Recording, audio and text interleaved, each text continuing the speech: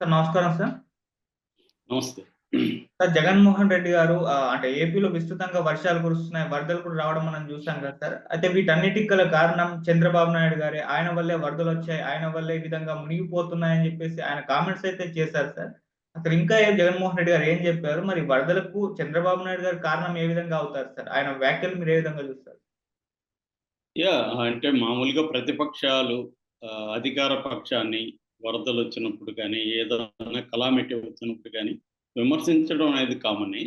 ఇక్కడ కూడా మనం చూస్తున్నాము రేవంత్ రెడ్డి సరిగ్గా స్పందించలేదు. అందుకే ఇంత పెద్దగా నష్టం జరిగిందని ఇక్కడ కూడా బీఆర్ఎసోళ్ళు, బీజేపీవోళ్ళు రేవంత్ రెడ్డిని విమర్శిస్తున్నారు.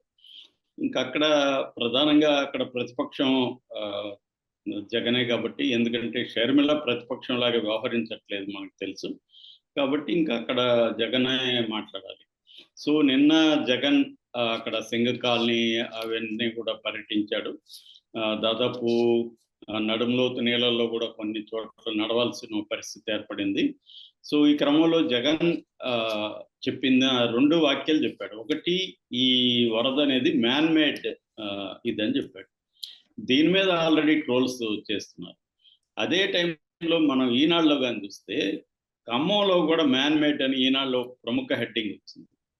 అన్ అంటే ఆహ్, దీంట్లో మ్యాన్ మేడ్ అనే దాంట్లో జగన్ ఉద్దేశ్యం ఏంటి అనుకున్నప్పుడు జగన్ ఏం చెప్పాడంటే 2 రకాల నెగ్లిజెన్స్ చంద్రబాబు వైపు నుంచి జరిగాయని చెప్పాడు. ఒకటి, ఆగస్టు 28వ తేదీ ఐఎండీ ఇండియన్ మెటీరియలాజికల్ డిపార్ట్‌మెంట్ హెచ్చరించింది. దాదాపు 20 సెంటీమీటర్ల కంటే వర్షం కురిసే అవకాశం ఉంది. పైన ఎగువన పడే ఇది కూడా వరదలొచ్చే అవకాశం ఉందని హెచ్చరిస్తే, చంద్రబాబు కనీసం సమీక్ష చేయలేదు దాని గురించి. దాని ముందస్తు జాగ్రత్తలు తీసుకోలేదు.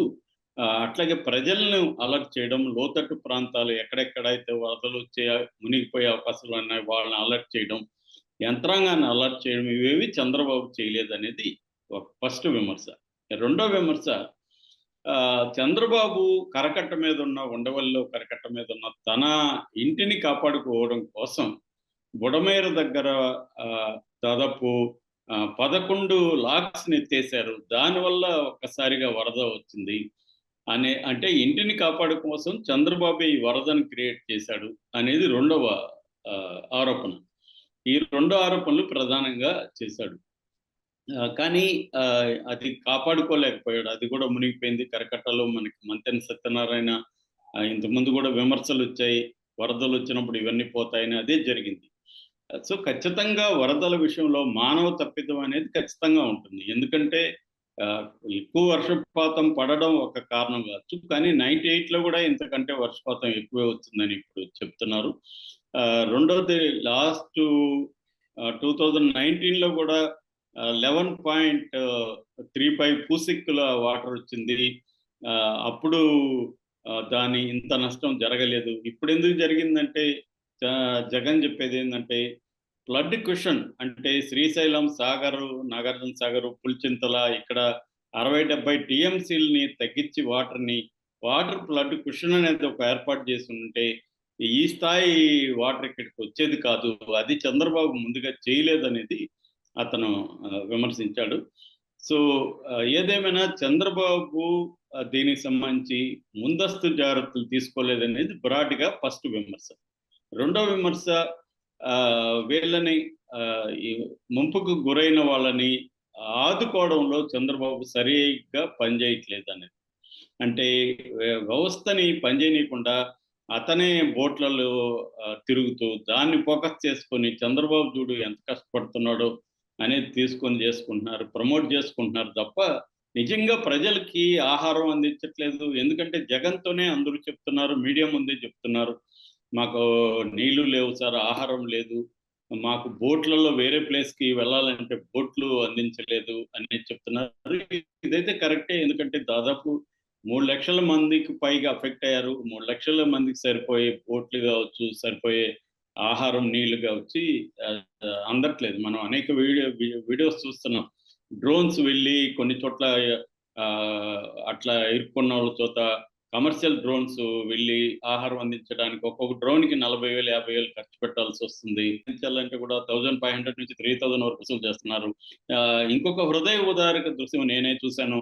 అదేంటంటే వాళ్ళు మమ్మల్ని కాపాడమని గజయితగాళ్ళని ఎవరన్నా చెప్తే వాళ్ళు మాకు 10,000 నువ్వు ఫోన్‌పే చేస్తే నేను కాపాడుతానన్నాడు. ఫోన్‌పే చేశారు వీళ్ళు. కానీ అతనికి వెళ్ళలేదు. రీచ్ అవ్వలేదు. దాంతో అతను కాపాడలేదు. కాపాడకపోతే అందులో ఒకరు కొట్టుకొని వెళ్ళిపోయి చనిపోయారు. ఇలాగా ఈ హ్యూమన్ కండిషన్ అంటే వీళ్ళకుండే ఒక వల్నరబుల్ కండిషన్ ఉపయోగించుకొని కొంతమంది ప్రాణాలతో వ్యాపారం అనేది మొదలుపెట్టేశారు. సో దీనికి కారణం ఏంటంటే గవర్నమెంట్ ఫెయిల్యూర్ అనేది ఖచ్చితంగా కనిపిస్తుంది. తగిన బోట్లు అందించలేకపోవడం, వాళ్ళని సహాయక చర్యలు ఇమ్మీడియేట్‌గా తీసుకురాలేకపోవడం ఇవన్నీ కూడా. అందుకని ఈ ఎన్‌డీఆర్‌ఎఫ్ బృందాలు రావడం కూడా లేట్ అయింది. వాళ్ళొచ్చినా కూడా పెద్దగా వాళ్ళేం చేయట్లేదు. ఇక్కడ లోకల్ పరిస్థితులు వాళ్ళకి అర్థమయ్యి వాళ్ళు దిగేసరికి లేట్ అయిపోయిందనేది కూడా చెప్తున్నారు. అంటే ప్రాణ నష్టం అయితే ఎక్కువ జరగలేదు. ఇప్పటివరకు మనకు సమాచారం ప్రకారం ఆంధ్రప్రదేశ్‌లో ఉన్నట్టుగా తెలుస్తుంది. బట్ నానా ఆస్తులు పోయినాయి. పశువులు మొత్తం పోయినాయి. విజయవాడలో ఏ రోడ్డు చూసినా అక్కడ మనకి 5 నుంచి 6, 7 అడుగుల వాటరు ఉంది. సో ఇది ఒకటి బుడమేరుని డీల్ చేయడంలో ఒక ప్రాబ్లము. ఎగువ నుంచి వచ్చే వాటర్‌ని కంట్రోల్ చేయడం అంటే ఫ్లడ్ కుషన్ ఏర్పాటు చేయడంలో ఒక ప్రాబ్లమ్ ఇవన్నీ కనబడతది. వర్షం ఖచ్చితంగా అయితే పెరిగింది. గతం కంటే వర్షపాతం అయితే పెరిగింది. బట్ ఇది రావడానికి కారణం ప్రధానంగా మున్నేరు వరద. ఎగువన మున్నేరు వరద, పులిచింతల ఇక్కడ నుంచి అంతా కూడా వాటర్ రావడం. దాన్ని డీల్ చేయడంలో ఇదైతే కనిపిస్తుంది.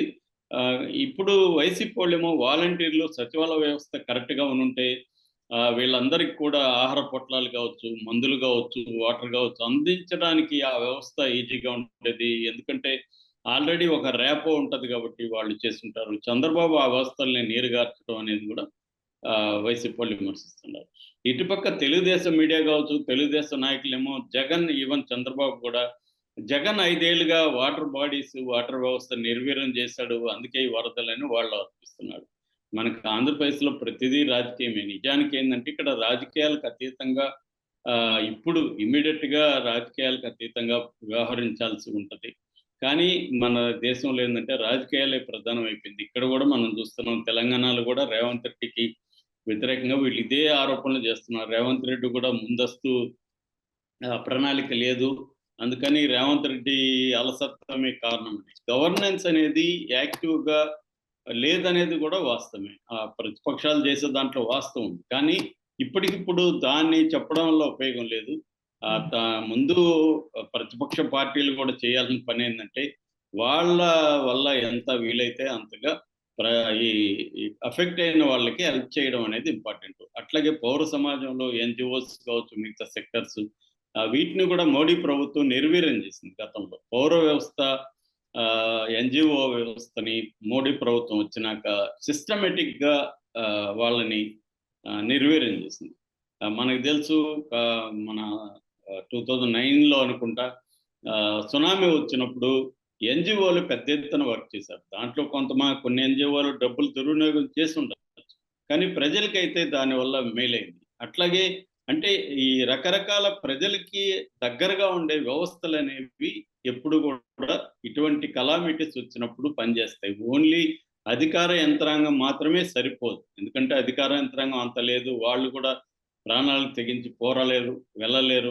వాళ్ళని సేవ్ చేసుకునేదానికి చూస్తారు. అందుకని వివిధ పౌర వ్యవస్థలనేవి ఉండాలి ఎప్పుడైనా. ఆ పౌర వ్యవస్థలు ఒక్క రోజులో రావు. అవి over the course of time మనం డెవలప్ చేసుకోవాలి. అది మిస్ అయింది మనకి. ఇక్కడ వాళ్ళ వైసీపీ వాళ్ళు చెప్పిన దాంట్లో కొంత వాస్తవం ఉంది. వాలంటీర్ వ్యవస్థ, సచివాలయ వ్యవస్థ కొద్దిగా పటిష్టంగా ఉంటే ఇప్పుడు ఇంకొంత మెరుగుగా వీళ్ళకి అందేది. అట్లాగే ఎన్‌జీఓ వ్యవస్థని రూయిన్ చేయకపోయింటే మోడీ ఇప్పుడు కొంత హెల్ప్ అయ్యేది. ఖచ్చితంగా ఇలాంటి వాటి నుంచి గుణపాఠాలు తీసుకొని వరదలొచ్చినప్పుడు స్పందించడం కాకుండా ముందు నుంచి కొన్ని వ్యవస్థల్ని బిల్డప్ ఎలా చేసుకోవాలి, కొన్ని రకాల ప్రికాషన్స్ ఎలా చేపట్టాలనేది కూడా మనం చేయాల్సి ఉంటది. ఎందుకంటే ఎక్స్‌ట్రీమ్ రెయిన్‌ఫాల్ ఈవెంట్ అంటారు. ఇలాంటి వాటిని నిన్న కూడా చెప్పాను నేను. ఇలాంటి ఈవెంట్స్ అనేవి పెరుగుతా ఉన్నాయి కాబట్టి, ఇలాంటి ఈవెంట్స్ వచ్చినప్పుడు రాకుండా